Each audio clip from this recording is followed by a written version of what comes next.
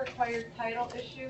Right of after acquired title, Yeah, which is something that you're typically not going to run into very much. I have. Have you? I have. Okay, now the right of after acquired title is if somebody What's that called again? I'm sorry. right of after, or the rule of after acquired title. Party A grants to Party B the northeast quarter, and it only applies to warranty deeds. Again, it has to have a warranty. Okay. Party A grants to Party B the northeast quarter. Party B thinks he's getting 100% of the northeast quarter. Thinks he's getting 100% of the northeast quarter. Pays for 100% of the northeast quarter. Party A only had half of the minerals and all the surface of the northeast quarter. Party A grants to B everything he had. Party B paid for it. The warranty deed says I'm going to make it right. So Party A either has to get some of the money back or get the other half of the minerals to make it right. Party A buys the other half of the minerals from Party C or whoever else had it, and it automatically transfers to B. Automatically, through the rule of after acquired title, because B had paid for it already. Now, it brings up some interesting questions about how it works out, because what happens if you're following the rule of after acquired title that doesn't really specify these sort of things? What happens if you're following just the rule of after acquired title, and A sells to B in 1950, and then B sells to C in 1960, and then C sells to A in 1970? And if you're following just the rule of after acquired title, it would automatically go right to B again. And it could be on an endless loop. It only applies when A is overselling something. If they're selling more than what they actually own. My case was I have A conveying to B, then like a few years later, A conveys the same exact property to C. C thinks he has all the minerals by warranty deed. This is all by warranty deed. He then parcels out that area in that quarter section to all these different grantees. Right. I have one of my grantees now conveying that property back to C, however, reserving all the minerals. The party B, then later on quitclaims all of her interest to party C. After, are you following me? Sure, but that's not a rule of after acquired title. What you're saying would be is if C, which we didn't have anything because A had already sold everything to B. Correct. If B sold it back to A, then it would automatically pass to C because A had over-conveyed. A had sold something that they didn't actually have. They had made a profit from C even though they didn't own anything at the time. Right. What you're seeing, what you saw was mostly a quiet title. You saw there was an issue. Somebody made a mistake, and there might have been a ruling or something. There might have been There was, threatened but it litigation. had nothing to do with that particular. In your case, A sold everything to B, Right. right? And A tried to sell everything to C after that. And then B did a bunch of other stuff with a bunch of other. C did. Well, they sold it to a bunch of other people. But Right. then you saw When B he actually quitclaimed to C. Right. So they made it right. The quitclaim did. The quitclaim was not a rule of after acquired title, though. Okay, because there was a question. Rule of as after to whether it acquired was title or not. happens automatically, Okay. not through a quitclaim deed or something like that. So then, That's just a standard theoretically, debate. when C had, by warranty deed, what he thought was his, he conveys out all these different, he does all Yeah, these if he sells a bunch of warranty deeds to other people, Yeah, then when they actually come into title through the quitclaim by B, by actually, B. So then, then all of this takes place. so whatever C sold prior to that, and then that guy came back and said, here, I'll give you all the surface back, but I'm keeping the minerals. So then that person that he originally conveyed to does get to keep the minerals. Keep in mind that this quitclaim deed, that's a cue, I don't know. Not a warranty. This is quitclaim. B is quitclaiming everything they have Right, to C. right. Okay. Claim. And then because of the rule of after acquired title, all of these WDs, all of those warranty deeds, will follow the rule of after acquired title. C didn't have anything until B quitclaimed to. Right. However, these These happened prior to Prior to. the quitclaim deed. You see it all the time in final decrees, probates, all the time. You guys will run into this all the time. And you can call it the rule of after acquired title, or you can just say, you know what, this just happens. What happens is you'll see 4 or 5 warranty deeds in a row in 1950, where 4 or 5 people that you've never heard of are selling something to somebody. And then a year later or 2 years later, there'll be a final decree where all 4 of those or 5 of those people are receiving something from somebody who died. There was no. They knew what it was going to be based on the will. However, the final decree had not been issued by the court system yet to tell us who got it. But they filed warranty deeds that said, this is what we're doing with it, we're selling it. Which happened first? They sold it first. On a timeline, chronologically, they sold it first. However, through the rule of after acquired title, once they receive it a year later, it automatically passes through. It's not a big issue. You don't have to write rule of after acquired title. You can really just ignore it. The point is when things are filed out of order, if they're missed chronologically or whatnot, it works itself out through rules and things that are just automatically there. In this case, it covers yours almost exactly the same way. Okay. B didn't own anything or owned everything. Owned everything. C thought they owned everything but didn't. Right. C was selling it to a bunch of people, Right. but there was actually nothing there. So B quitclaimed it to C, and then everything that C had done prior to that Prior happening to that. flowed like it was all chronologically correct. Okay. Sometimes if I see a bunch of names when I'm running my title that I've never heard of, I'll just look down a few instruments. Oh, look, somebody died. And I'll pull that one first. Check it. Get all the names, and then I'll put it in the right order, not by date, but by chronological events as they should have happened.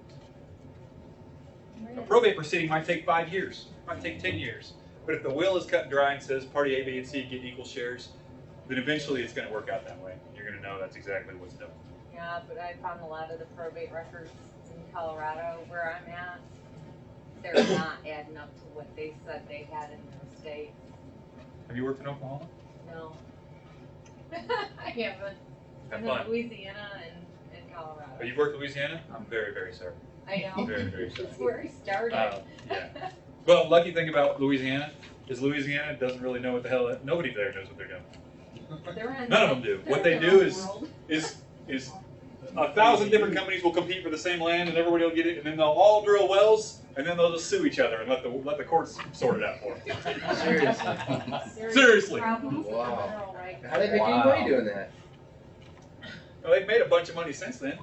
Since the court systems figured it out. How does the court systems figure it out? None of the landmen have any idea what is really, truly going on in some of those. Homer County was where I was at. Homer County, in a 640-acre section, had over 50 wells. Yeah. Over 50 wells that were still considered actively producing. Producing. And another probably 100 that were not considered. All in the same 640 section? The fun part about that was the records only went back to 1850. Prior to that, nobody knows because the courthouse had burnt down. And the mineral owners don't really care because they're getting a royalty or a bonus from each. Yeah, mineral owners, each they one. just kick back. Yeah. Though if it's 10 years, right? 10 years reversionary. Yes. 10 years goes by without any production whatsoever. The minerals revert back to the surface owner. Right. Is Louisiana the only state like that? Nope, Arkansas or Kansas does it too. Oh. Kansas has Say- reversionary. Is that if they never had production on that, No, if it's not producing for 10 years. For 10 years. but if they haven't tapped it or tried to get production off of it, it still stays with the lease that it's under? No. 10 years, If there is 10 not years. production, it doesn't matter how many years gone by. If the last 10 years there's no production, surface owner owns it. If it's from 1945 to 1960 and there's no production, whoever the current surface owner at that time is gets all the minerals. Does the filing date always reside in the same date? I mean, if you file in, you have a filing. If there's a conflict in Oklahoma, if there's a conflict between signature dates, the filing date goes forward. It has to. It has to be a conflict. Not to continue to dwell on this, but this right over rule of after acquired title basically says that A has to cure. Yes. If it's a warranty deed. I got some. But that Did that cover? Yeah, Did it but- clarify any issues that you might have had because I regarding had it? that mineral Rule of after acquired reservation. title really isn't that big of a deal, because most of the time it's going to work itself out in a way that you can understand. Just because dates on things aren't always what they seem. Right. If it's been clarified, if it's been cleared up by the intent of the conveyors, of the grantors, then that's good enough. Okay. So don't let that thing, don't let the rule of after acquired title mess Well, with I turned in my title, my mineral ownership report with all kinds of notes because I didn't know what was actually. you. What to who expect actually- out of that. Yeah, who actually got Yeah. those minerals on the reservation. The dates on things like that are not nearly as important as you might think, based off of how much importance I've said dates Yeah, matter. The only time dates ever become an issue is if there's some kind of a conflict. right. So, In my eyes, there was a conflict. There's a mineral reservation sitting there and who actually owns those minerals. yeah. In this case, B quitclaim Right. And if to rectify that old issue. They were fixing it. but if she had never done the quitclaim deed, then by Then B would right, still own she it. would have had, Yeah. I thought B would actually still own the minerals. It would. Right, It would. right. You're right. If this quitclaim was never done, Mm-hmm. B would have had the mineral rights. then based on dates, Mm-hmm. you know, B would still have everything. Right. And these person would become a stranger to title as well as all these people. Exactly. They wouldn't have a leg to stand on. Right. Okay, thank you. Yep. I got a quick one. Sure. Drill an offset off, well, number one. Drill a 1A because number one has had a problem and ceased producing. You got to run a new title on the 1A. Usually not. Amended title. Not unless it says if you're running HBP, held by production title, and you need to know all your leasehold, and if it's specific about wellbore, you know, inside the wellbore only. What that means is, let's say I have 100% leasehold in section 1. I own all of section 1 leasehold. I'm not the mineral owner, I'm the lessee, and I have 100% of it. I drill a well right there, and it's the well A. Usually they have funny names. They'll name them usually after the farm or the surface owner where the well is placed. So the Apple Tree Well 1A, or named after the section. You know, section 12 of 23 North, 16 West, and it'll be the Appleby 12A. They'll name the wells that way. Now I can assign this lease hold in any way I want, and I can say I'm going to grant all of this to company B. This is a well. I'm assigning it to company B, just this well bore, and all the rest of this leasehold I'm going to hang on to. Now I can drill another hole. In this case, we'll call it the A1, and I own this 100% of the leasehold. It's all mine. Now in this case, you're talking about a reworking issue. No. You're talking about a completely separate well. No, the well was drilled and then it produced for X amount of years. Casing collapsed. They moved over to the 1A. They drill the 1A. Yeah. Depending on what the Corporation Commission is going to say. They allowed them to do it and they didn't catch a problem with it. If they allowed them to do it as basically nothing more than a rework, they would consider it a rework. They wouldn't consider it what's the word I'm looking for? How does that happen? They wouldn't. It's not an increased density well, because they are not going to have two wells, because this one ceases to exist. This well is basically just taking the place of this well. So there's no new title done, no amended title. No, it's going to be exactly the same. Exactly the same. Because there was something missed. In They're going to have to fix it in all the paperwork to show that all these assignments were effective 30, 40 years ago as pertains to the A1 as well as the A, if it's an inside-outside wellbore issue.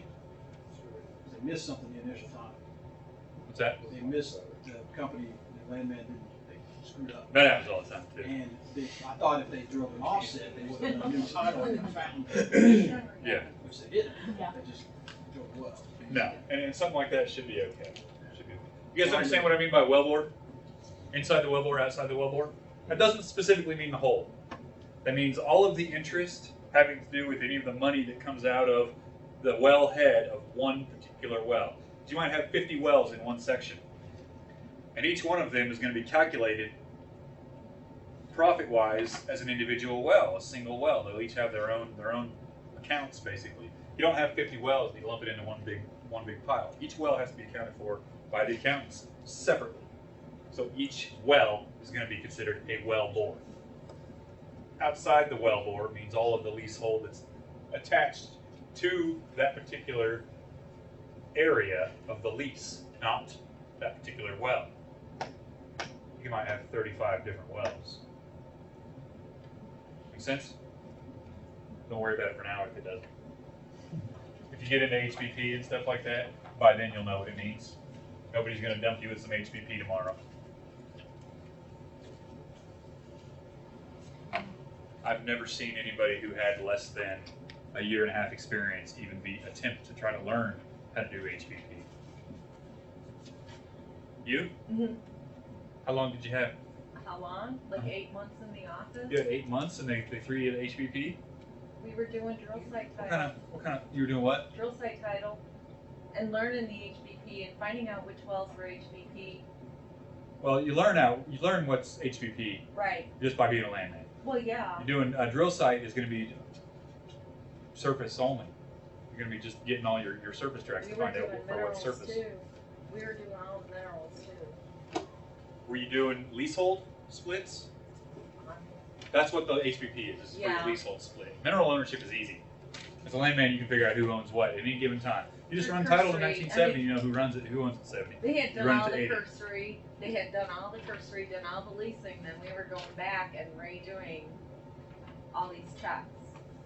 Awesome. Well, somebody had a lot of good faith in you then. To do the leasehold splits is the hardest part. Yeah. There's nothing more difficult in being a landman than doing the HBP title. That was fun. It sucks. It was fun. You know Sorry? where to find the information. Call you. You're right there. Got long week. Hey, Sebastian. Okay, yeah, I'll give you a call. Okay. HBP stuff. Awesome. I've never known anybody who learned the HBP title in less than 8 months. How's that? Could you give us a brief, just like First, I guess. 1 minute on what HBP title is? Like, Sure.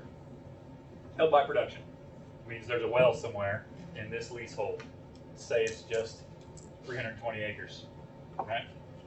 Stand up 320 acre unit. And it's been held by production for this well, this well, this well, this well. Well, that well, these wells are being bought and sold by somebody. This held acreage. We'll say it's from 1970. 320 acres, or 640 if it's no pew clause in it.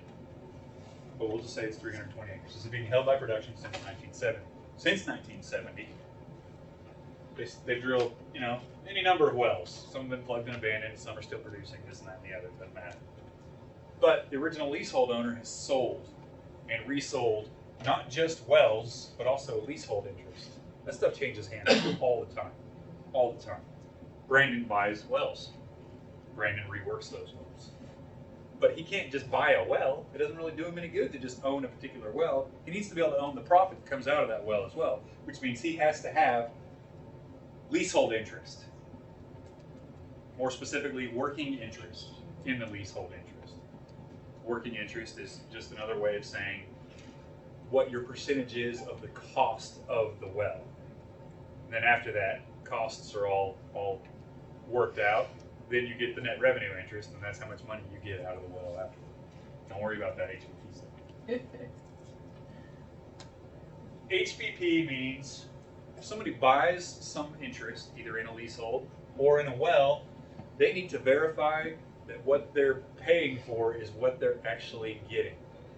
So they're going to run title just like we do from a century ago until today to find out who owns it today. They're also going to stop and have an assessment of what the title was at the time that the first base lease was taking for 1970. They need to verify who the owners were when those leases actually took place. And then they're going to need to know exactly how each one of these has been split up over the years, as well as all of that leasehold that has been sold off in different percentages. Because once I have a leasehold, I lease somebody for 3/16 royalty, I now own 13/16 of that leasehold. 100% of the working interest, but only 13/16 of the net revenue interest, the profits. So the mineral owner owns 3/16 of the net revenue after, costs and things like that, hence net revenue, but none of the working interest. You automatically got 2 columns there, all right? On top of that, I probably ended up selling that to a parent company. Maybe I reserved a little bit of the profits and I'm saying overriding royalty, which means I'm just going to get a piece of the profit as well. I sold them all of it subject to a 4% overriding royalty. None of this stuff is making any sense to anybody probably, and it shouldn't at this point. But either way, this company sold it in different percentages to 4 other companies. And then these companies sold it in different percentages to 12 other companies. Not only that, but each one of these wells that's drilled is producing in different quantities, and they're all subject to every single one of these base percentages, depending on who owned the leasehold at the time and which wells were drilled. Any company that owns a piece of this lease has every right to drill a well anytime they want. But if you only own 5%, why would you want to spend that much money to throw a well in without the approval of whoever owns the majority leasehold interest? Because they're the ones that are going to be fitting the cost. So they're not allowed to just go in and drill willy-nilly. They have to seek the approval of whoever the joint operators are. Anybody else's head spinning? Not only that, but each one of these wells that comes down might have been split, having to do with different formations and depths. I sold everything from here to here, but I retained all the rights from here to here, and then I sold everything else from here to here, and so forth and so on. I can see how it would really suck. We're talking 200-300 page reports. Wow. See why I don't like it? Well, I put it on my resume that I can do HBP title. And that's always the first thing they ask. Can you do HBP title? I'm like, yeah, I can. But I don't want to. I don't want to. I will gladly take half of the pay that an HBP guy is going to get, just so I don't have to do it. It's just so much paperwork. It's monotonous. It's tough. Time-wise, just for curiosity, how long would it take to resolve an HBP thing like that? Months, a year, 2 years? Might take 3 days, might take 6 months. You never know. You never know. Depends on what county you're in. Depends on how bad it's been. Depends on how long production's been. If somebody hands me a section that they need me to run an HBP title on, that a well was drilled last year, it's going to take me about 2 hours. As long as they still have the old title that was done, it's less than a year old. I don't even have to do that part. I can just say, yeah, they own, and then they sold a little bit there. Done. No problem. But if it's from 1940 and they've drilled 6 wells over the area that they have, and they've sold it off in a million different places, and there's been different company mergers and name changes, and God knows what else. Not to mention all the people that were mineral owners from whatever year I just said, have died, and now that 3/16 is being split up a million different ways for each individual mineral owner at the time of the original lease. That 3/16 becomes 3/16 of all of those heirs as well. Now you're not going to divide the 3/16, you're going to divide the mineral acres and apply 3/16 to any of their owned acreage. But it's good. No, it's not. It's not. It's not like a law degree. It's at all. easier. No, it's much, harder. much. Law degree is Honestly, when it comes to a law degree, not that I've been to law school, but a law degree, law school doesn't teach you things like that. Right. Law That's school- what this is. Yeah. Law school is going to teach you procedure and interpretation. It's going to teach you Latin. It's going to teach you how to interpret this stuff and how to write things up. But it's not going to teach you the ins and outs of things like this. There's no such thing as just a lawyer. But when everybody comes out of law school, that's all they are, is a lawyer. who has a lawyer? You have criminal lawyers, you have title attorneys, you have any number of million of different kinds of lawyers, but nobody is just a lawyer. But law school only teaches you how to be just a lawyer. Really, Seems like a it teaches- scam to me. It teaches you the law, it doesn't even teach you how to be a lawyer. Right, you're not even a lawyer when you graduate. There's no law. You're just a graduate. You don't even have to have a law degree to become a lawyer. All you have to do is pass the bar. Yeah. Now, who's going to hire you, though, without a law degree as a lawyer? I might, but I'm not going to be able to pay you much. We're talking about life tenants from Vanderman. Yeah, we can talk about that. Let me see if Tell me what you think it is. say a life tenant, the Vanderman is the beneficiary of the life tenant, right? And Not the beneficiary. The beneficiary is the life tenant. okay, They're the ones who are going to receive all the profits and things of that nature, subject to, sorry, not subject to, but for the remainder of their life. The remainderment is going to be, you might hear different people say it different ways, but the easiest way for me to remember it and to teach other folks is these remaindermen are the actual owner of what's being conveyed, the real estate, the property, the mineral interests. They're the actual owner. They don't actually get anything out of it. Not yet. Not until person dies. this person's dead. This is their interest. If you want to call it a future interest, you can. However, it's theirs, not just in the future, but now. Because this life tenancy is not revocable unless specifically said. They say it's revocable. It's like Okay. a revocable trust. So they just delay the benefits of ownership There you until go. the death of Perfect. Basically, Perfect. This is delaying the benefits of. the benefits of the ownership, while ownership itself is transferred. Once again, a life tenant cannot do anything at all without the express written consent of the remainderman. Now, remainderman can sell, and when they sell it, they can sell it to Bob. They can sell it and realize an actual profit for it. The profits aren't going to go over to the life tenancy. It's not going to go back to the life tenant because they are the owner. But then, in that case, then Bob wouldn't even get his portion of it until the life tenant died. Is that right? Subject to the life tenancy or the life estate of whoever the grantor is in that case. are wills and trusts treated the same in this stuff? Are wills and trusts treated the same? Right. What do you Like if you have a, Well, for the bypass, like you said, you state bypassage probate, you will. Well, same, the same thing apply with a trust. Well, no. I mean, in a will doesn't become valid until somebody's dead, right? With a trust, But let's focus on one of those at a time. Okay. A will does not become valid until somebody's dead. right? So this doesn't exist until this person's dead. Oh, but Because you a have- will is completely revocable and can change based on the court's opinions at any given time.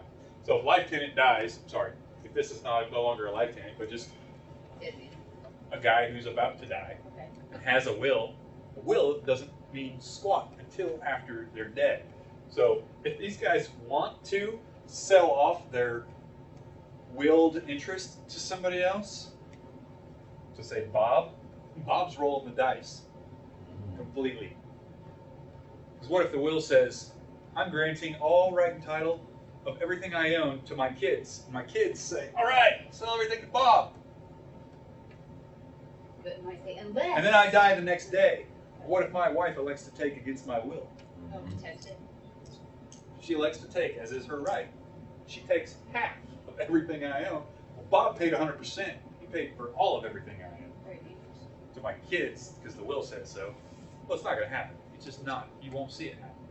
Nobody's going to buy anything based on what the will said prior to the death of somebody. Prior to the death, doesn't matter. A will is nothing more than a piece of paper until a person is actually dead. So you don't get remaindermen with trusts. You don't come across trusts. It sounds like. Trust we come across every 15 seconds. Okay. Apparently in Oklahoma around 1980 to 1985, there was a bunch of lawyers who got together and just decided that they're going to send out mass mailers to everybody in the entire state. It says, hey, if you got anything at all of any kind of ownership of minerals and property, hurry, put it in a trust. So that way it created a bunch of work for them. I don't know if that happened, but that's how it seems. Trusts apparently did not really exist in western, northern, and eastern Oklahoma until like the 80s. They were always around, but all of a sudden, everybody started throwing all of their minerals and everything into You trusts. set your assets that way. You know what I mean? You keep your assets much better that way, especially if you have a lot of assets that you can buy them. Depends. If it's irrevocable, then it's not going to be subject to the same laws of taxation. But if it's revocable, then it's going to be the same as if you had it in your bank. It's either that or an umbrella policy for me with a tax return. Possible. But either way, none of these people were really protected that well. Some of them knew what the hell they were doing. The point is, some lawyers made a lot of money off of creating and using these trusts, and it makes our job living hell. Trusts are very helpful, you know, as a person. I like trusts. I think they're great. I'm going to probably set some up for my kids and whatnot. But as a landman, I think they're awful. Awful. They're nothing more than headaches. Because they name them funky names and it just you're researching titles. It's a lot of writing, you know. And if something's conveyed to somebody as a grantee, you write it exactly as it's conveyed to them. So if you see a document that says, you know, Bob's granting to, you know, Bob J. Smith and such Smith as successor co-trustees of the Bob J. Smith and such blah blah trust, dated this March 4th, 1992. Sucky. You know, that's awful. It's a lot of writing. And then guess what? 2 weeks later, they throw in the other half to the same thing, or that particular trust, the whole thing, is deeding it to somebody else. It's not because they're a bad idea, it's because they're inconvenient for me. That's why I hate them. Oh. Yeah. Now the difference between in a trust is you have trustees, that you have beneficiaries and things like that. Don't lump those two together. Don't think of life tenancies or wills and anything like that in any relation whatsoever to trusts. A trust is nothing more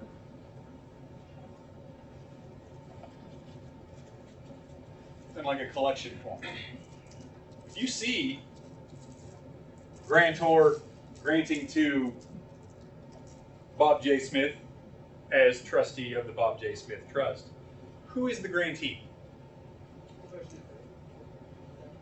Of Bob J. Smith and the Bob J. Smith Trust, who is the grantee? Bob J. Smith is nothing more than the trustee.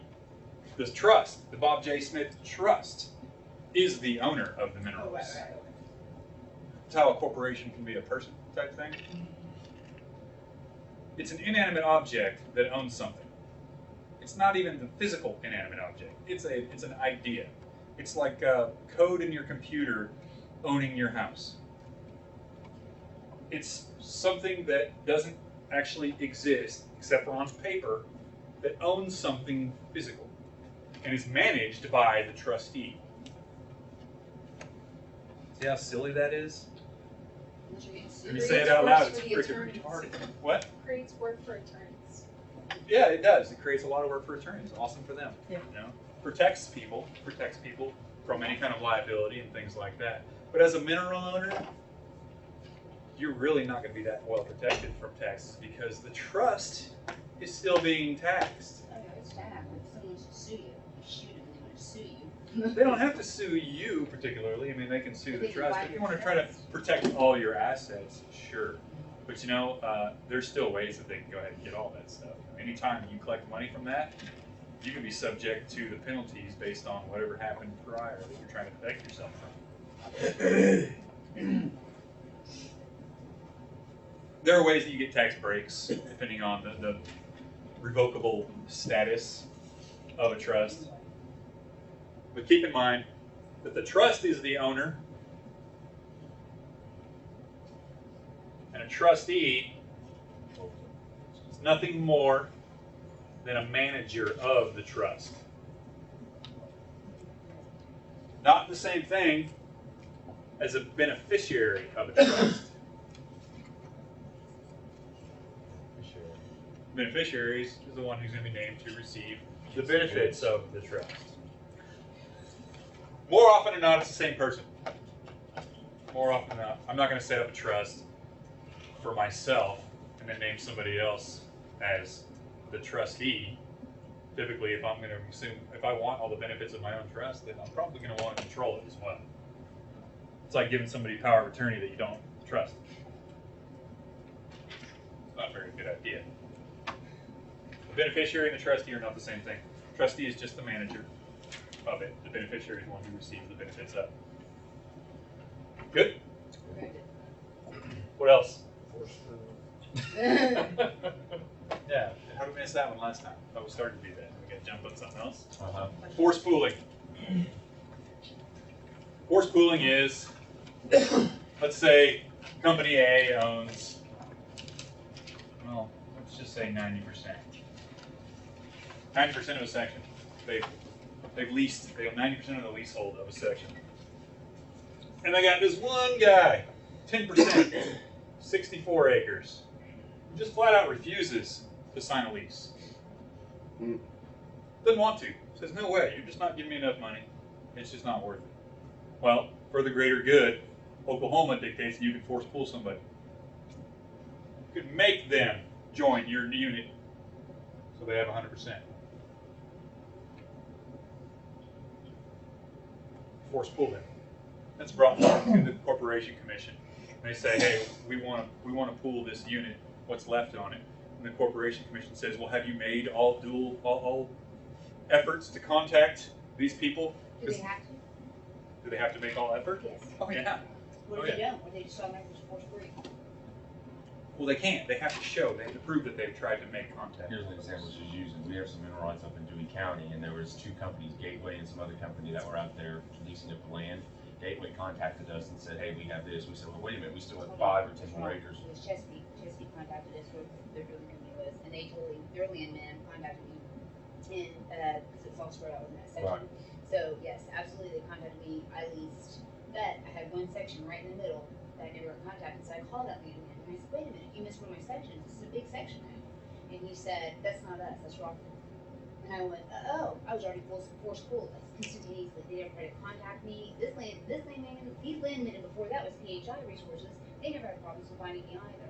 So, I mean, I threw myself out there, I want to be contacted, so, those two there, and, But they never even attempted to contact us at all. They just Accidents force pulled us. this landman told me, he goes, they're So I think it was accidents happen. Gotcha. they said, the landman told me, because they're known for it, because they just force pool everybody. They say, Yeah. I'm certain that letters from. I mean, it has to take lies, obviously, because they're supposed to have records to prove that they've tried to contact folks. You know, they're supposed to keep those records, and all they have to do is they can fabricate some information and throw out some letters that should have return to sender on them. That's it. I mean, there's ways around it. Right. You don't have a leg to stand on, really, if you're trying to say, hey, this is happening, because as long as you're getting paid for it, you're getting paid for it. Now, it's going to be probably the minimum. But when it comes to force pooling, what this allows you to do is allows them to gain 100% of the unit. Now, do they have to get like a certain percentage of the section or something like that before they can say, okay, we've tried to contact these many people and we already own, we already got these They leases. want, they want you to, but I don't think it's anything that's written in stone. I mean, Brandon might be more familiar with that than I You am. gotta convince at the Corporation Commission hearing. That you made Their due hearings, efforts. and you have to, sometimes landmen don't. They say, hey, I tried to contact these people. You don't need like 51%.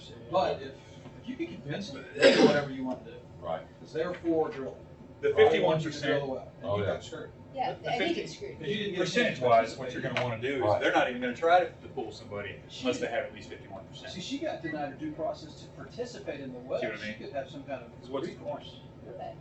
Because you get If asked. you've only got, say, Exactly. And you didn't get that chance to call, you just got forced. somebody else runs right out, leases those people, you just lost operator status. You just lost control of wherever that well goes. So you're going to want at least 51%. I don't think it's ever happened. 64 acres and you can't find that person, what happens to their? With multiple sections though, you know what I mean, it's all spread out. Well, I mean. If somebody is force pooled, Exactly, How many Oh. acres is that? like 12, you guys, Well, that's not. you know what I mean, so if somebody is force pooled, if it's been approved, their names are added to the pooling list, and it goes through the hearing, and it actually is approved, and an order is presented by the Corporation Commission, and they are actually pooled, then any money that doesn't get paid out because of somebody can't be found, or there's errors that they're not sure where they are, that money will still be paid and it will sit in escrow awaiting a distribution to the rightful people. Now, on the other hand, if somebody flat out refuses to be pooled, they know who they're to be leased. They know where that person is. They know Bob doesn't want to be leased. So when they pool, before the actual order comes out, there's going to be possibly 3 elections listed that Bob can do to protect himself before he is pooled. He can either elect to lease with one of those companies, or he can elect one of the remaining 2 options, say a 1/8 royalty with a $1,000 bonus per acre. Or he can elect a 3/16 royalty at a $500 bonus. That's pretty much what it's going to be, depending on the fair going rate for that unit for the rest of his neighbors and things. This might be $11,000 or $1,500. I mean, there's whatever the numbers are going to be. He's going to have his elections to take, and if he doesn't elect to do one of those 3, the company gets to elect for him, and they're going to take one of the ones. They're going to take the 8th royalty. They're going to take that one because that's the one that is more beneficial to the lessee. What about participation? Or they can elect to participate. Bob owns 10%. He elects to participate. Thank you, Brandon. Hey, this is the best one if you got the cash. Bob owns 10% and he elects to participate. That's a P. They drill a well that costs them $10 million. Bob now owes that operating company $1 million. Off the top. Out of his pocket. Period. No matter how much money that well makes or doesn't make. If they drill down to 10,000 feet, pop some holes in the pipe, and then nothing comes out, and they cap it and move on, Bob is out $1 million. One way or the other. They're not even going to let Bob try to participate, though, unless Bob can prove that he has the kind of money that will help him. There used to be rules having to do with participation for mineral owners owing 4 times the amount of their own cost to allow them to participate just in case. Meaning 10% of a $10 million well. If Bob didn't have the money to pay for that $1 million, Bob would be allowed to pay 4 times his portion. $4 million he would have to pay out of the production of the well before he ever got to see any profits. Now, if he pays his $1 million, then every dollar that comes out of that well, every single dollar, Bob gets 10 cents. Doesn't sound like a whole lot of money, but man, there's a whole lot more than $1 coming out of that well. 10% is a huge chunk for Bob to have. Now, if they don't lease Bob, they can't find Bob, and Bob never appears on a pooling because let's say they didn't pool him, or they pooled everybody else, they didn't have a pooling, or any other nature. Either way, Bob's 64 acres was never accounted for in any way, shape, or form. At all. They forgot about it. They missed him. Somebody screwed up on the reports. And they drill a well. Bob gets a free ride to the bottom of the hole. Bob gets 10% of every dollar that comes out of that well and never has to pay a dime because they didn't attempt to get him to do any of this stuff. They lost him. They forgot about it. Does that ever happen? No. Because you worked before. They forgot about Bob completely. All, everything. Brian, what determines the size of the unit? The request of the operator and the approval of the Corporation Commission. So, could they have designed the unit without that 64 acres and made it irregular in shape and Yeah, they could. okay, It's unlikely though. all right. Think of it this way. Don't think of Bob's 10% as a shape. Think of it as 10% of the whole. That's usually how it gets missed. Okay, Make sense? yes. Excellent. Bob's happy sometimes. What else? Was that good? Yep. Okay. I get it. Trust me when I say that this wouldn't be the first time that something like this had happened, and there's not going to be much protection put in place. I mean, the pooling in and of itself is the protection for the mineral. Fun thing about pooling is automatic depth clause. Automatic depth clause. A pooling is only going to be good for certain formations. They have to specify what formations they're going to be drilling to. They're going to drill to the Hartshorn formation, the Boot formation, Wapanaka formation. I love the Oklahoma formation names, by the way. And there's tons. And anything below the deepest one of those formations is going to be automatically open for leasing. Automatic depth clause. Automatic depth clause. Depth. Horizontal severance, if you will.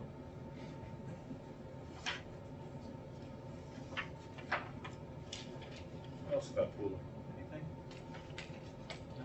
Everybody's good on pooling? Okay. You guys aren't really going to have to deal with things like pooling very often anymore. We talked about how things are more specialized nowadays. Because of the specialization of the oil and gas business, and because of all the influx of new faces in the business, they tend to have the folks at the office handle all the production checks and things of that nature. Because it's too easy for somebody who's brand new to miss stuff like that. Which can be extremely costly. You betcha. Getting fired is not cool. Let's go this way. Who thinks they've got a handle on New Dig? Who? You got a handle on it? Tell us about it. Dewey states that unless it's specifically listed in the paperwork, the current deed is the law. You can accept the deed Yeah. that's present at face value. Warranty deeds. Warranty deeds. It's only for And that's- warranty deeds, right? Only for warranty. It only applies to warranty deeds because it's warranty. And Jesse was very, very correct about it. Just forgot the warranty deed part. It's just a matter of unless specific mention is made of prior reservations of record on a warranty deed, then that deed will be interpreted at face value of what it says. I know that sounds awful. It doesn't sound very, very helpful to know what the face value of it means. But what it means is if I'm reserving one half of the minerals, and I don't mention that prior reservations are already there, then I'm only reserving said prior reservations. And this clause retroactive, right? It doesn't matter what date it came out. Correct. And I don't know of any other law regarding oil and gas that is retroactive. But it had to be. Because there were so many issues where nobody really knew who had what, because there wasn't something like Dugig saying, if and then. If this, then this. So it mentioned the prior reservation, but it still has the warranty clause in it, which makes them, I presume, keep it. Yeah, if there's not a warranty in the deed, if it's not a warranty deed, And then it doesn't matter. It doesn't say squat. I'm reserving half the minerals. They're mine. This just makes you have to include they go together, really. If you think about it. What does? The warranty, I mean, you know, it really does. It's- Well, you're guaranteeing something. You're guaranteeing it, so you have to. Exactly. That's the only time. I mean, the only time it's gonna. You don't have to guarantee anything in a quick claim deed. You don't have to do it on a final decree. You know it's going to be signed by a judge. So That's pretty much a warranty by itself. His good claim is, I own it, you know, it's, I don't know what I I own. don't know what I own, but here you can have it. Right. Warranty deed? Or doohickey, I mean, does that make sense? What would happen if somebody did a warranty deed, they didn't specifically say it in the deed, but then they come back and file an affidavit? Does that give them any? What kind of an affidavit? Don't even bring up affidavits to the question. Okay, I'm saying, after the fact, you're like, oh, I didn't even think about this, and I want to retain some of this after the fact. So I Would that file be an a affidavit. pro- Is Well, that- who needs to sign it then? What's it called? or- The person you sold it to. Yeah. The person you sold it to, because they'd be the one losing something. You have to be a ratification or an amendment or a correction to. If you file a correction deed and you're in your correction, you're taking something away from somebody, they have to be the ones to sign it. Just anybody who's losing something, if I accidentally deed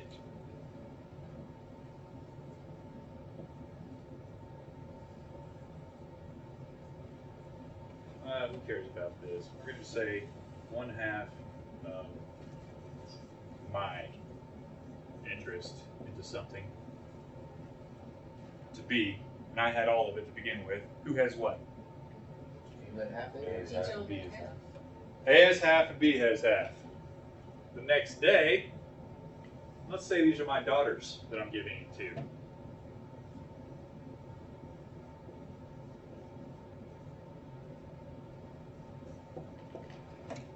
I do that. Did you say daughters? Daughters. Okay, I guess that doesn't matter, but does that mean? B is a they're daughter, just C is a giving- daughter. Wait, Oh. A is me. you did B first? No. This was on Monday. Uh-huh. This was on Tuesday. Well, so that would mean that daughter B Who has would have what? half and daughter C's C would got have a a quarter. Doesn't it? Yeah, you guys both have a quarter then. Right? That's how I would read it. B has half, C has a quarter, and I have a quarter. Yeah. Yeah. What did I mean to do? Then give them both half. I meant to have nothing. I meant to give my daughters half, unless I'm really, really, really mean. You know? You will see this word a lot. My.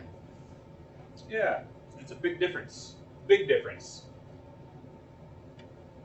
By the way, that's my own. That means undivided, because undivided is a long word. If I just say an undivided 1/2 interest in both of these, and I don't have the word mine, then B would have half and C would have half. But I use the word my. So it's not divided, because they each still have a portion. Divided is if you physically separating the tract into halves or quarters or whatever else. Just think of this, the undivided, as replacing the word my. In this case, B has half, A has a quarter, and C has a quarter. This was probably an accident. What you usually see these on is you usually see these two deeds filed simultaneously. They were filed at the exact same time. What do you do in that case? Go with the one that was filed first. You hope it's cleared up. But in the meantime, if there's not an intent clause, you still know what the intent is, right? Doesn't matter. We go with the face value of what's going on, especially if it's a warranty deed. So we file this as 1/4, 1/4, and 1/2 in our report with a big fat note right next to it showing exactly what happened. That these two were filed at the exact same time, the exact same date, the exact same grantor, but two separate grantees. And the only thing that changes this interest number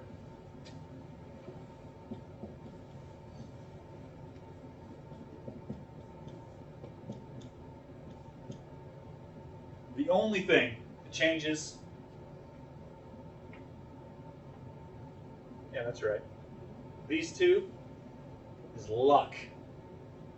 Which one of those was filed first by the county worker when you turned them in? B. Well, in this case, B was filed first, right? But they were turned in a pile to the ladies at the counter the exact same time. And she just happened to file this one first. If she'd have filed this one first, then C would have owned half and B would have owned a quarter. Do you So mean- we know what the intent was in that case. We know What my intent was to own nothing, and my daughters were each going to have half. We think we know that. We weren't there, and it doesn't specify. You can't assume, right? No assumptions. But we can put a nice, big, fat, juicy note on our report that says, you know what, this is probably what happened. And then you can also use marketable title. If 30, 40 years have gone by and A drops out of the picture and never does anything again, and B and C are both acting as if they have a half, treat it as such. Marketable title. But still keep that note in there. When you say addendums or whatever, is that the same thing as that? I'll say the term wrong, but the nunc-pro-tunc or whatever. A nunc-pro-tunc is basically a type of an addendum. Think of an addendum though as something that is attached to a document, as in an exhibit or a little bit extra on an actual document. Think of a nunc-pro-tunc as a correction that's filed after the fact, after something else has been filed, a later date. You can't just come into a courthouse and add something to a document. You have to refile something that adds something to a document, completely separate. If you get caught writing in those books, it's going to be your ass. So. Then it was usually clarification. Keep a lookout for this word. You know, when I have people give me calls or come to me courthouse and say, "Man, I'm having problems with this. I don't know what the hell's going on." And if it's a situation something like this, the first thing I do is I say, "Well, what did he say? Does it say undivided interest, or does it say undivided my interest? Is it talking about his interest specifically, or is it talking about the interest as a whole?" Situations like this could be a warranty deed, could be a quitclaim deed, could be, who cares what it is. If it's obviously a mistake, let's hope it's been fixed at one point. If it's not, make sure it's noted. Because it could be a quitclaim deed, he did the exact same thing. There's a mistake, we think. Either that or I really hated one of my kids. But not enough to completely screw him, just to let him know that I don't like him as much as I like the other.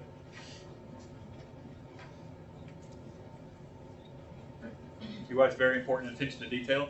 One little word can completely change the ownership of God knows how many acres that could be. 1 billion.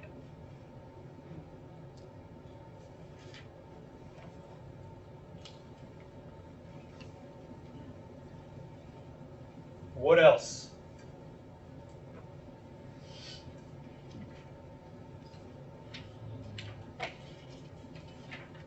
Let's look at the Duhigg one on the board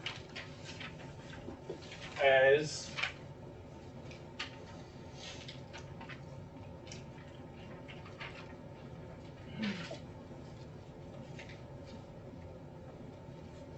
it's in the book.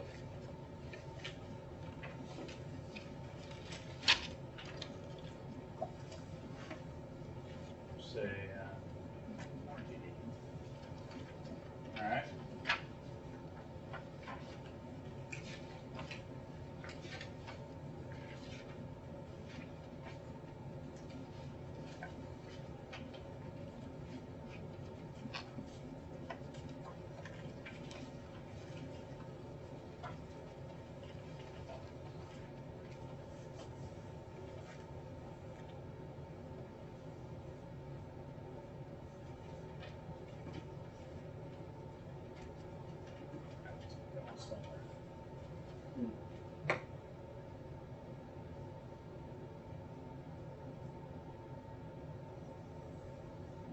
Okay.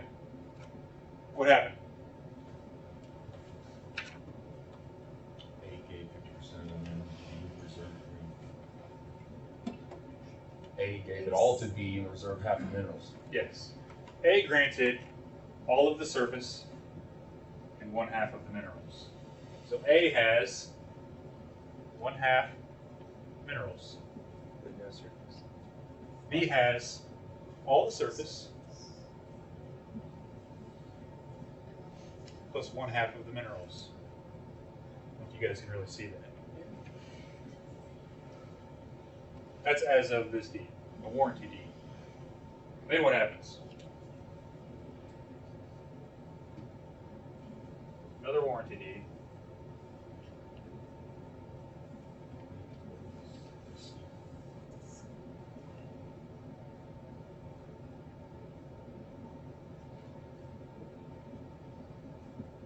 C, Reserving half minerals.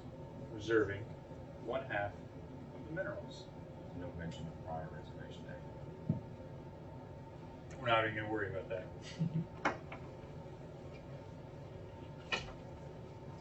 We're not gonna make mention of it.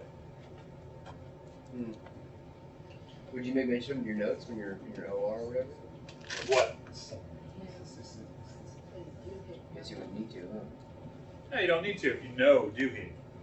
If you know the rule, then you don't need to make mention of prior mineral reservation record while you're writing your notes out and stuff. That's the whole point of learning doohickey. So A didn't change, right? A wasn't even involved in this guy.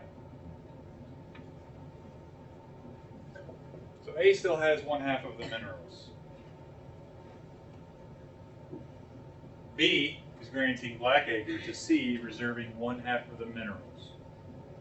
Because B does not mention A at all being one half of the minerals of Blackacre,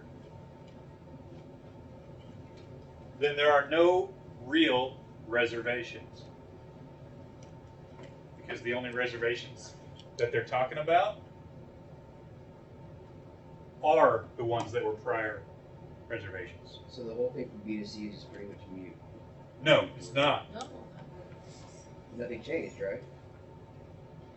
Well, actually, the whole thing from A to B is moot. It's as if A granted to C. Okay. We don't want to try to skip that step. B now has what? Goose egg. C has all surface. Now, could B figure that out and go back and try and change it? Pursue C. No, I don't think it No, is. he's still, but It's his own fault. If they wanted to, if they could figure it out and work it out, and they could bring it to a court of law, and the court of law could say, oh, you know what? Oh, that's what happened.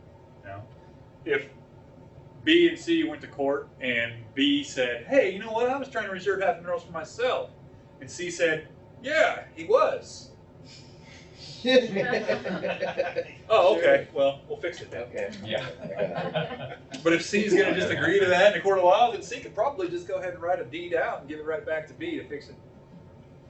The important part is no prior mineral reservations of record were mentioned. All they did was reserve one half minerals. And they said one half minerals, reserving one half minerals, subject to prior mineral reservations of record or any variation of such. Reserving one half minerals, also reserving one half minerals that were previously reserved by A, then it's fixed and it's no big deal. In which case, C would only have the surface and B would have half the minerals and A would have half the minerals. You see this a lot? Yeah, more often than you think, but for the most part. What if B just didn't know? We did have it, you just didn't know. You know what I mean? So, So you should have consulted. who cares if right? they know or not? It's not our job to be understanding. So should we have gotten a consultant like Atlantean initially? Or to make sure- attorney to do the. Or a good attorney, or a title attorney, or somebody who knew what they were doing. Okay. But that's why we have jobs. That's So, why we get but- paid the big bucks. We don't want people to be, educated and intelligent about this sort of thing. We like things to be screwed up, Right. big time. So B could say only give them half of their minerals and the surface though, right? And that way they would own 25% each. If they had said, granting an undivided one half of my interest, or reserving one half of my minerals, Then they would own. Could've been a quarter. then they would have been fine, because they would have been specifically reserving their own portion, or portion of their minerals. Good? Gotcha. Yeah, we don't want people to be educated. I mean, how sucky must it have been to be a landman in Oklahoma in 1905? Yeah. I could run a whole county in 15 minutes. All I'm looking for is a couple patents. Oh, I got you. Okay. Sucky is going to be in, say, 50 years. Our grandkids are around the title. They're going to be really paid. And so, unless Chesapeake has got an abstract that does it all by computer for us, then nobody's going to have any jobs. which is also brilliant, by the way. Another move that I despise with all my heart. Are they working on it? Chesapeake? They have one. They have an abstract. Yeah, they can abstract that. They have, God, 2 full buildings devoted to nothing but records for entire counties. And I'm not talking just Oklahoma, I'm talking all across the United States. Ohio, Pittsburgh, Montana, North Dakota, Wyoming, Oklahoma, Colorado, Kansas, Nebraska, probably not Louisiana. Oh, no, they have Do they? plants there too. Ballsy of them. Very. They have abstracts. They have, it's nothing but digital format for the most part, Mm-hmm. but it's your courthouse online that only they have access to, which means they can hire 3 fresh out of high school or college kids, pay them all $25,000, $30,000 a year, and it still costs them less than it would to hire one good landman to do the same job that all 3 are doing.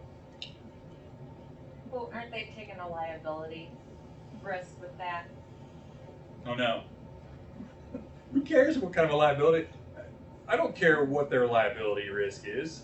I can hope they're taking a huge liability, and I can hope it comes back and bites them in the ass sometime. But in the meantime, I'm walking on eggshells. You know? We should work for Jesse. Oh, no. You're not going to make nearly as much money working for Chesapeake, though, if you're working in, say, that type of a corporate mentality. You know, it's a great company when it comes to job security, sure, and they're an innovator and they know what the hell they're doing. So if you want to learn something awesome, you can go and work for Chesapeake. But in the meantime, you know, you're gonna be able to make a name for yourself much quicker if you're a good landman working for the companies where your ability is really, really respected.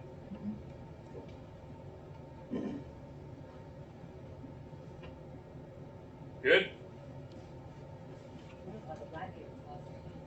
But it's the unit. Yeah. Well, they would probably, but then they'd have to use the example, and they'd have to use PB Moore Lumber Company, Oh. and and you got to write all that out. That sucks. You know, I like about that. Why they use Blackacre? Hell, I don't know, but it's been around for decades now. So it's the only example they could come up with that really works, and it doesn't really work because it's still very confusing. So good. Prior mineral reservations of record. They're not mentioned. They're not specifically mentioned in the deed, and the only reservations that show up are counting. Only the prior mineral reservations of record. What would happen if he had said reserving 3/4 mineral interest? I had to read it into 8. You have to make it right. That's fun. No. What would happen? But that's some of 8. Well, you're not thinking about Duhigg, though. They would have been cut out. You guys aren't thinking about Duhigg. Okay, so He is reserving 3/4 minerals, but he is not mentioning prior mineral reservations of record. So, he loses everything too. of that 3/4, an undivided half, not half of the 3/4, but half, is prior mineral reservations of record. Meaning he's reserving to himself 1/4. And the other half is up here. But when he loses, he didn't mention. What do you mean? Right here, no mention of prior reservations, he would actually. Right. But see, the thing is, that's only talking about a half, which is this. He's saying reserving undivided 3/4 minerals. Right? He's selling something that No, he's not. it's 3/4 his, 3/4 half. He owns a half. Right.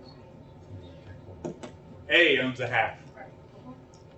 So if he's reserving 3/4, that means he's reserving all of A's and half of his own. Which you can't do, right? Why couldn't he? Because they already just doesn't belong to it. So he has, but he's warranted. Well, hang on a second.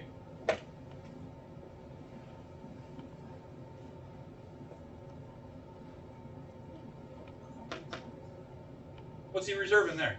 Whose is he reserving? His. he's not. That He didn't wasn't have the any. intent. Yeah. That wasn't his intent. He's That's what he reserving ended A's up doing. He's only reserving A's half in this because he didn't mention A's half already. Prior mineral reservations of record must be mentioned. Otherwise, it's going to be taken at face value, meaning that the mineral reservations that exist in this document are the only ones that matter. So how would he mention previous reservation? Any way he wanted to, as long as it's obvious that he is specifically mentioning prior reservations of record. So He could say, less than accept the 1/2 mineral reservation by A back in 53, or subject to prior mineral reservations of record, or this doesn't count the half interest that I had back in 23 that I let A have. Any way he wanted to do it, as long as it was obvious that he was including that half mineral reservation on top of the half that he's trying to reserve. So he could do So he can do the 3/4 and still be fine. and still be Because fine. he's reserving the A's and half Because of his. the half that he's reserving here normally is A's anyway. Right. So if he's reserving quarter, what he's reserving is this half plus half of what he owned, which at the time was half. So now B would have quarter, C would have a quarter, plus all the surface. Now what if he said he reserves 100%? If B said they were reserving 100% of the minerals, then all C would have is the surface. But that would be very, very specific, And A would still have half. because that has nothing to do with the reservation of a fractional interest that he doesn't have. He's reserving 100%, which means in essence he's reserving half for himself and half of A. Start using that one more often. I never thought to do it with with a different number other than that stupid half. Makes blank looks kind of expand a little bit.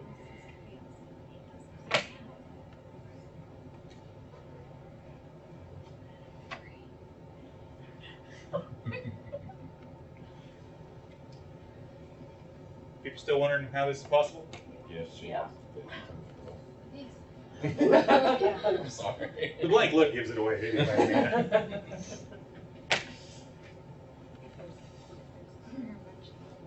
The normal one. It's not reserving his half of the minerals, because prior reservations of record are not mentioned. He's only reserving prior reservations of record. He is less than accepting 1/2 of the minerals only.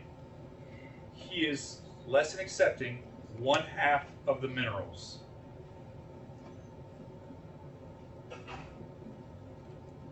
He's less than accepting the minerals that he doesn't have. So it's half. What would happen if he did this?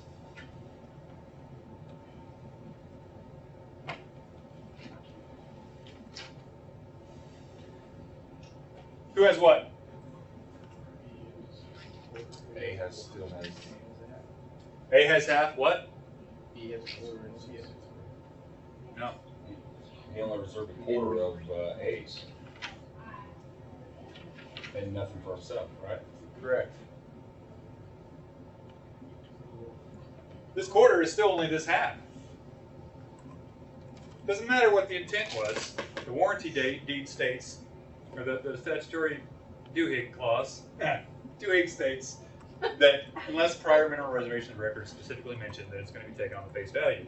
He reserved a quarter. He didn't mention any prior reservations of record. This quarter belongs to that half. He's only reserving the quarter owned by A. And so the result is, Exactly the same as if it had been prior to. Basically, you're saying as long as the original prior reservation record was accounted for, then anything else is C. All right? Think of it this way. If you just saw just this, without this, what would he be granting? Act like this top one doesn't exist. oh, I see what you're saying. That makes sense. And in this case, let's say B had all of it. No? What would B and C have? B would have all minerals, and I guess. B would have a quarter of the minerals, and C would have 3/4 of the minerals. Alright? But it isn't that way. Because A already had a half. A owned half of it. B only owned half of it. C can't have 3/4 of the minerals. The most C can possibly get from B is half. This quarter interest, though, only applies to this half that A owns. Now, the rule of after acquired title could come into play in that, because if C thought that he was getting 3/4 interest and paid for 3/4 interest, well, then if A gave to B another quarter interest, it would pass automatically to C. But let's not focus on that.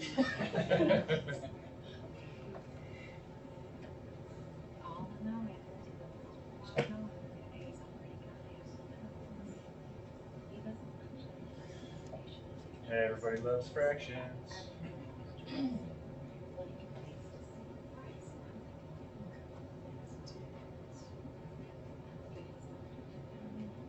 Who has what? That's an even bigger number than what before. I mean, What's that? he doesn't have any of A's mineral. So I mean, he has 66% of it. He doesn't have it. They already have. Because half of that's A's. Alright. Yeah. Or up to, I mean, Up to half is included in the 2/3. Correct? Like the 3/4? Fun with fractions. Yeah, that's right. Now these two don't add up to a whole. They add up to 1 1/3. Yeah. A little difficult, right? So what happens? They throw in the garbage. So sorry. No, I mean this is the kind of stuff you guys are going to run into. Not very often, no, I promise you that. I would think it would just be, like I said, it would be new. There's only 50% left, so C's gotta have 50%. Well, let's break it into numbers that are easier to comprehend when it comes to halves.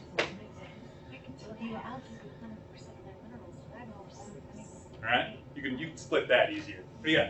There's a question in the back of the room. How can you convey more than what you own? Yeah, Can't. that's what I'm trying That's to the say. whole problem. Isn't that what you were trying to do? 2/3 includes With half. the, I'm sorry, with the 3/4. Sure. That's exactly what we're trying to do. Which is why he could only convey what he owned. Right?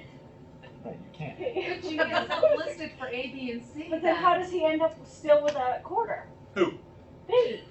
B didn't have a quarter. B had nothing. You wrote it on the board. You did. When you did the 3/4. When you When did you the did the 3/4. 3/4. Oh, well, that was an accident. Run tape. Actually, you know what? I'm sorry. He did. He still had a quarter Yeah. because he reserved 3/4 interest. He reserved 3/4, meaning Half half the- up here The prior- plus a quarter. At the time, he only had a half, right? He reserved 75%, which means he's only giving 25%. That's the only possible outcome for that, was he's only giving 25%. Think about what he can give if he's reserving 75%. All right? You can only have 100%, ever. We're studying the same thing right now. Right? Yeah. Half here is 50%. 4/6 is how much? 1/3. Which is 66. 66% plus 50%. It's like 110%. 116%. Yeah. Yeah. Not possible. They cannot grant 116%. Just can't have it. Not total.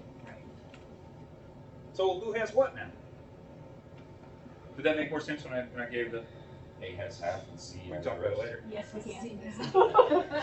B's out.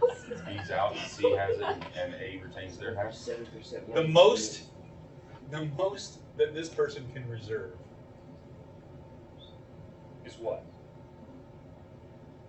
3/6. That's the most they can reserve, which is half this, which is automatically there, which leaves them with what? 1/6. Oh. B has 1/6 and C has 2/6. 2/6. Oh, wow. That's confusing. You guys hate me right now.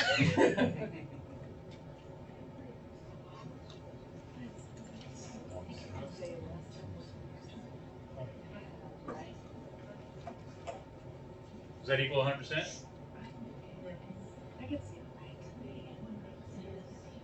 Please? Anybody's brain pop? They can't reserve more than they own without automatically popping the doohickey.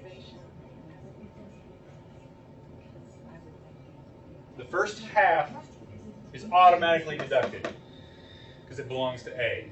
The first half is 3/6, which means all they can possibly reserve is what is left over of the 4/6 is 1/6.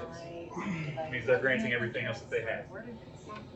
But if you add B and C together, that doesn't add up to This? 6. Exactly. That's why he couldn't reserve 4/6 to himself. So even though he stated it that way, we don't process that. We look at- He didn't have 4/6 in his school. Correct. But if that's the face value of the deed and what it says, how can we take it at that when it's mathematically incorrect? I see it. Yeah. That's it. Reservation. This is a prior reservation of record that was not mentioned, which is half.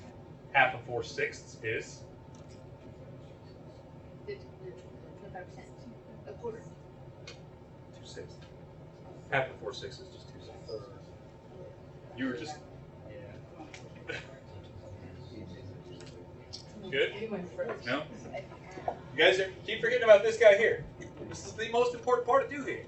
It is a prior mineral reservation of record that is not mentioned here, which means it automatically applies to any other reservations of records in these warranty deeds. But only on warranty. Only warranty deeds. You didn't take the reservation out and Yes. Yes. I mean, this, he was doing this right here because this means I didn't even really have to worry about doohickey. This counteracted doohickey by including this reservation in it. Which, if you look at it, it's very obvious because he didn't have any more than half, but he's reserving more than half. Does it ever go through, does it ever pass through court, like I get this 4/6? Or credit for it, or? No, because that's the whole point of doohickey, is Can the he ever operating get, test. did that on purpose, can he get fined for it? Good luck. I mean, Yeah. the thing is if they contradict their own rule, that opens up All kinds of things. tons of possible precedents that will just unravel the very foundation of 100 years worth of Right off the walls. title. So What would happen is B What is- counties can see for the loss. I don't care. We don't care what the compensation is. We just need to know who the owners are. Yeah, you're right. Sorry. When you use the 3/4, would there have been a little side note saying that half of the 3/4 that he was reserving is A's? Or would it even have to be, would it have to be written? Or That's the would it point. just be implied? That's the point of doing something like this. Yeah. Is you don't have to worry about saying subject to prior mineral reservations of record. The reason he did So it's this, just implied? the reason he did this was to show Okay. that there, or he thought he had all of it, which, you know, maybe that's what he thought. But the reason he did 3/4 in this case was to Cover A. automatically include that A in there. Now, if he knew about it, knew that he should do something like this, he would probably just would have said prior mineral reservations of record, blah, blah, blah.